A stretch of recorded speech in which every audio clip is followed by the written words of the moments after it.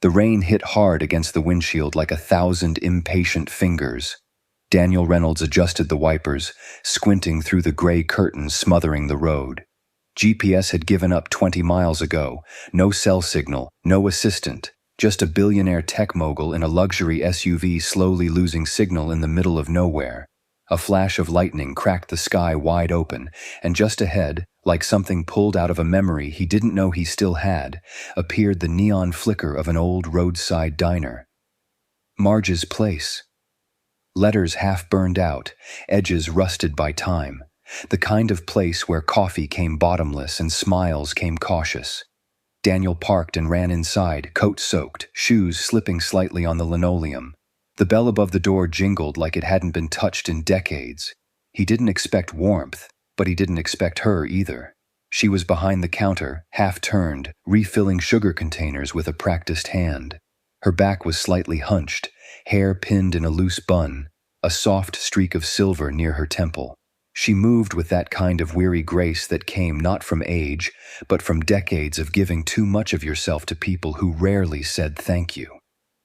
Then she turned, and his breath caught. Caroline Moore. His Caroline. The woman who tucked him in when his parents didn't come home. Who held a washcloth to his fevered head during sleepless nights.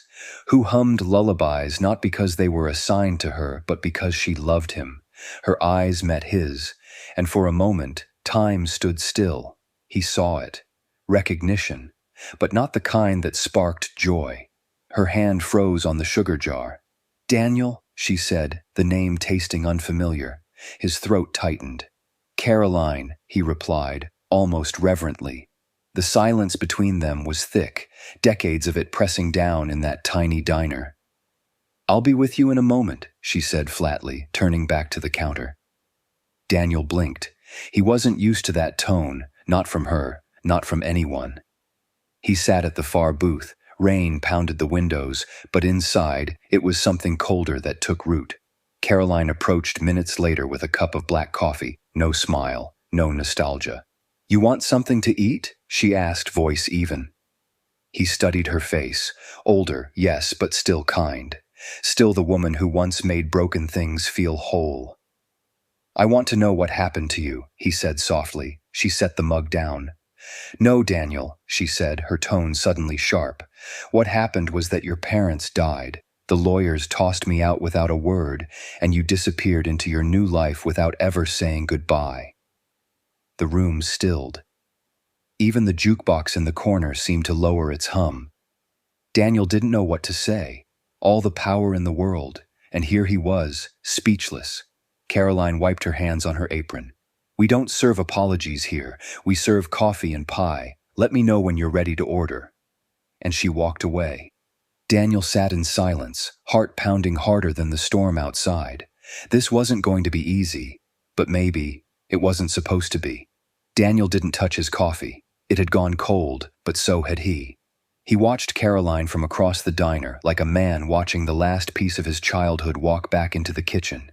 She moved efficiently, chatting briefly with another waitress, helping a young mother wipe up spilled juice, nodding politely at the trucker nursing his third refill. And yet, her smile never reached her eyes. He remembered that smile. It used to light up the shadowy corners of his childhood. It was the smile she gave him after a scraped knee, after his father missed another birthday, after his mother whispered, "Boys don't cry," then vanished into another gala. She had been the only one who saw him, really saw him, and he let her vanish. The bell above the door rang again, breaking the memory. A teenage boy entered, shivering, dropping his skateboard by the door. Caroline greeted him with a soft, familiar chuckle. "Back again, Jonah?" "Yeah," he said, teeth chattering. "Mom's working late." "Corner booth, I'll bring you soup." Daniel watched the exchange, the gentle way she patted the boy's shoulder. It was so natural, so maternal, like she'd been everyone's mother for a lifetime and never gotten to be one for real. His chest ached. When she returned to his table, she didn't sit. "What do you want, Daniel?" Truly. He looked up at her, unsure where to begin. "I didn't know what happened to you," he admitted. After the funeral, I was 16. Lawyers were everywhere. My father's partner moved into the estate office before they even cleaned out the study. They told me everything was being handled, and then you were just gone. She nodded, but her face remained unreadable. You were a child, she said, gently but firmly. But you're not a child now. No, he agreed. I'm not. You're a billionaire now. He winced. Somehow the word sounded like an insult in her voice. Yes, he said, owning it. And what? You're here to write a check? To fix the past like a glitch in your code base? No, he said quickly and too loudly. A few heads turned. He lowered his voice. I'm here because I walked into a diner during a storm and found the one person who ever made me feel safe, wearing an apron and wiping down ketchup bottles. Caroline didn't soften. If anything, her jaw tightened. And you think that's your story to write? Daniel swallowed the lump rising in his throat. I think it's the story I was too late to finish. Caroline stared at him for a long moment. Then you better be ready to listen to chapters you missed, she said, eyes sharp, because not all of them end with happy endings. And with that, she turned and walked away, again. But this time Daniel didn't feel shut out. He felt invited, not with warmth, with truth. And for a man who built his empire on logic, that felt like the most fragile human invitation he'd ever received. The storm passed overnight, but Daniel didn't. He stayed. He booked a modest room at the roadside motel down the block. No penthouse, no concierge, just a flickering hallway light and a vending machine that ate his dollar. He didn't sleep much. The bed creaked, the walls were thin, and every time he closed his eyes, he saw Caroline walking away. Again, and again.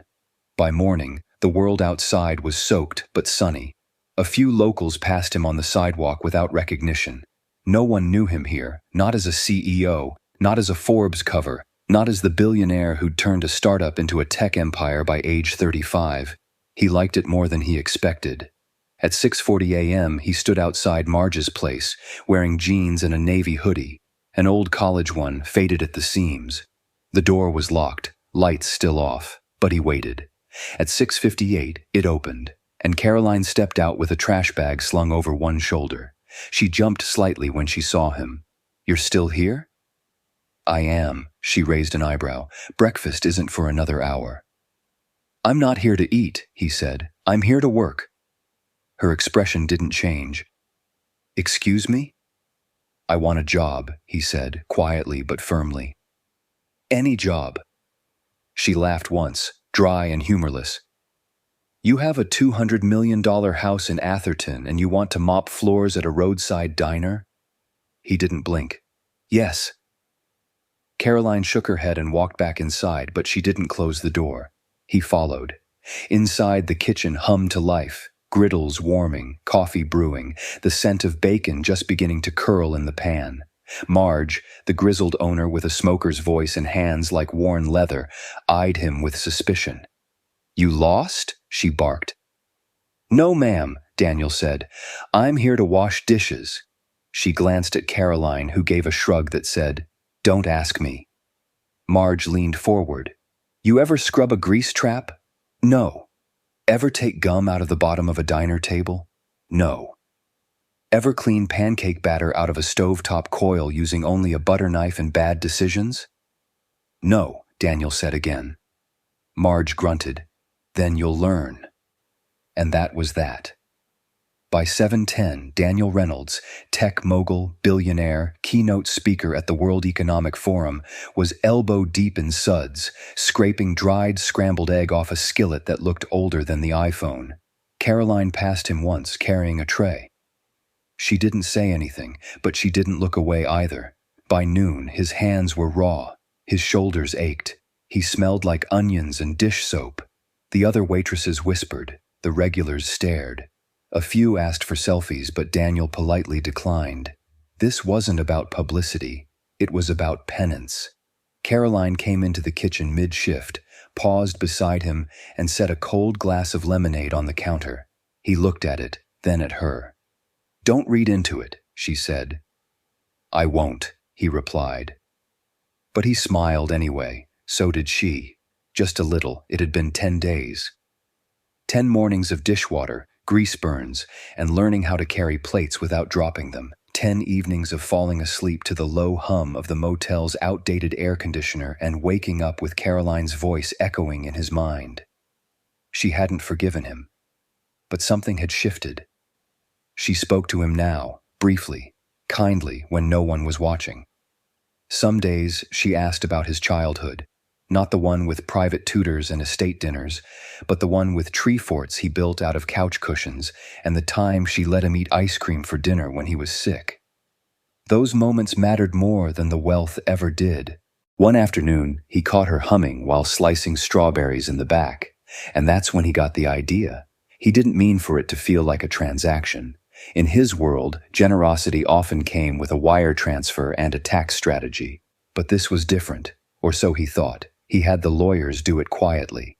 A 7-figure settlement drawn from what he now knew had been siphoned unfairly during the chaos of his parents' estate.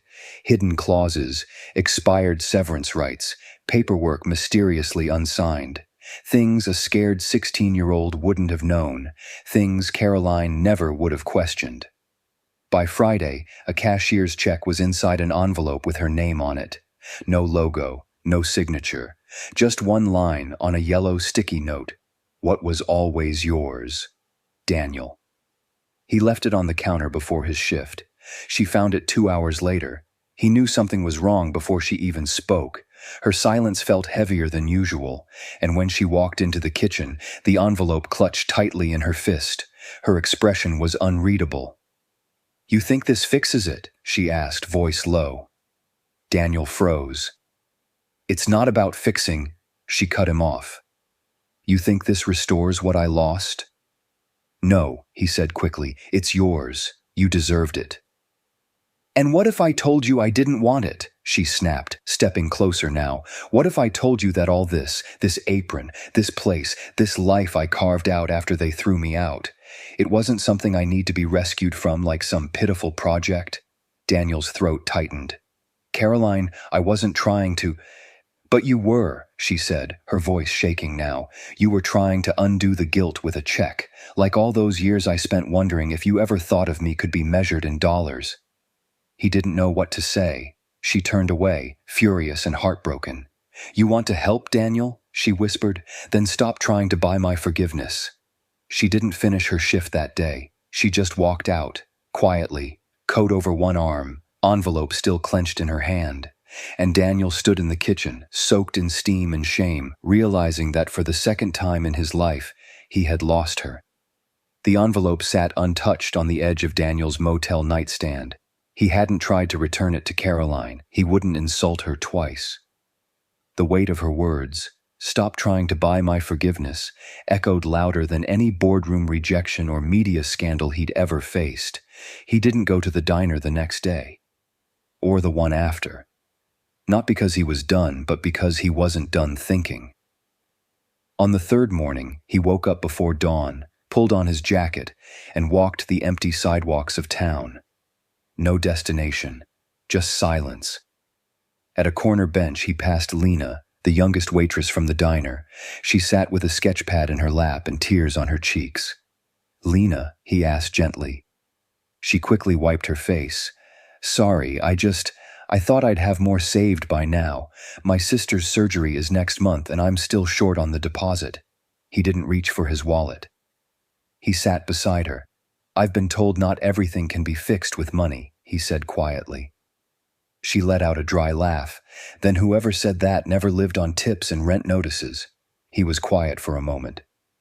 What if there was another way? She looked at him, puzzled. That's when Daniel told her about something he hadn't said out loud in years. The estate, the lawyers who cut corners, the financial shadow left behind after his parents' death. In his search for answers, he had recently uncovered hidden ledgers, unpaid pensions, and legal manipulation that went far beyond Caroline. She wasn't the only one they cheated. The deeper he dug, the more names surfaced. Nannies, drivers, housekeepers, maintenance staff, people who vanished from his life without justice, without closure. I think Caroline deserves more than a check, he said. She deserves a reckoning. Lena looked at him confused. So what will you do? He stood. What I should have done a long time ago. Later that day, he returned to the diner, not as a dishwasher, not as a billionaire, but as a man with intention. Marge eyed him warily. Didn't expect you back. I didn't expect to be, he replied, but I need to talk to Caroline. She emerged from the back, sleeves rolled up, flour on her arms. Her guard went up instantly. I don't want the money, she said flatly. I'm not offering money, he said, stepping forward. I'm offering a fight. She blinked. He handed her a folder. Legal documents, timelines, forged signatures, restitution lists.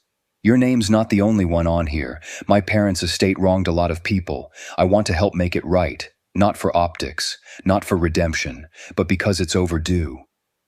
Caroline looked down at the papers, hands trembling slightly. And why tell me? She asked. Because I need your help, he said. Not as a favor, as a partner. For the first time, her eyes softened without tension. Not forgiveness. Not yet. But something close. 6 months later, the courtroom was quiet. But the weight in the air was heavy. Caroline sat beside Daniel at the plaintiff's table, her fingers loosely clasped, her expression calm but alert.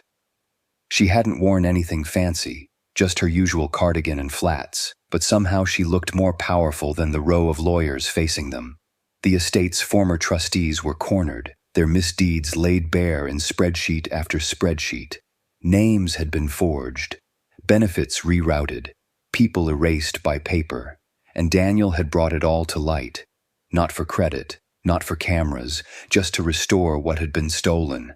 When the judgment came down, there was no loud celebration, just quiet tears from the people in the gallery, Caroline among them. She didn't cry for herself, she cried for the years of silence, for every caregiver who gave their youth to raise someone else's child and left with nothing but fading memories and forgotten birthdays. Later that evening, Daniel and Caroline stood outside a small 2-bedroom bungalow at the edge of town. It wasn't grand. It didn't have gates or security codes, but it had a garden, a yellow porch swing, and a mailbox with her name on it.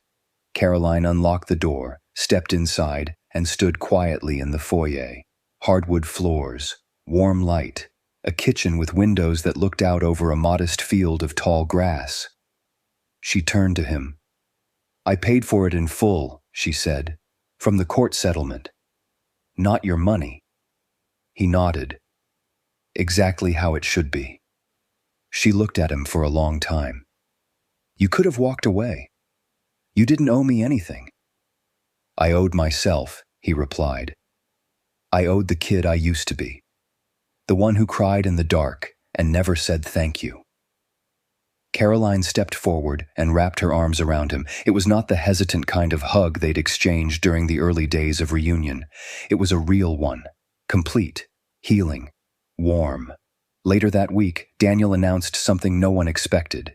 He stepped down as CEO of Reynolds Systems. The headlines roared. Billionaire quits tech empire to build community in small town. But Daniel didn't care about the noise. He cared about what came next. He opened a mentorship hub for kids who never fit in, funded a college grant for caretakers and nurses, helped Marge renovate the diner, and refused to let her rename the dish pit after him, even when she jokingly threatened to. And every Thursday, without fail, he and Caroline would walk together down to the local library for story hour, where Lena now volunteered, and kids sat cross-legged waiting for tales from a man in jeans who once ran the world. He never called Caroline his nanny again. He called her family. And in that small town, in that modest home, under skies that didn't need skyscrapers to matter, Daniel Reynolds finally built the one thing that no empire ever gave him. A life with love at the center. A home with no locks on the heart. A second chance that stayed.